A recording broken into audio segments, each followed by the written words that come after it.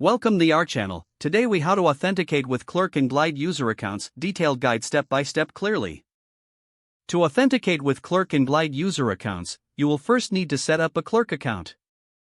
Visit the Clerk website and sign up for a new account. Once your account is created, navigate to the dashboard.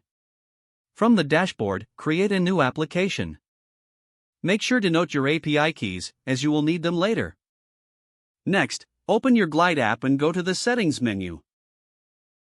In the Settings, find the option to add external authentication. Select the Clerk option from the list of available authentication providers. You will need to input your Clerk API keys into the designated fields. Ensure you configure the redirect URLs according to your Glide app settings. After entering the API keys, save your settings.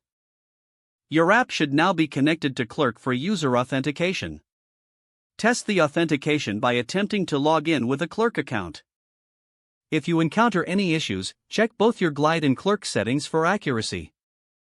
Once authentication is confirmed to be working, you can customize user account options. You can add additional authentication methods through Clerk if needed. Make sure to review your application settings in Clerk to ensure everything is configured correctly. After finalizing your setup, you are ready to start using Clerk for user authentication in your Glide app. If the page does not load, refresh the browser or try again in a private or incognito window. Make sure you are using the correct email address, then retype it carefully to avoid small typos. If your password is not accepted, use the reset option and create a new strong password you can remember. Check your spam folder for verification or security emails, then complete any requested confirmation steps. Enable two-factor authentication if available to improve account security and reduce unauthorized access risk. After signing in, review your profile details so your contact information and settings are accurate and current. If you see an error message, note it down and try again after restarting your device and internet connection.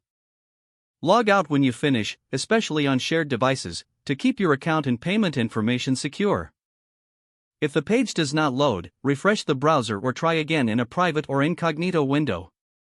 Make sure you are using the correct email address, then retype it carefully to avoid small typos. Don't forget to like this video and subscribe to our channel for more step-by-step tech guides.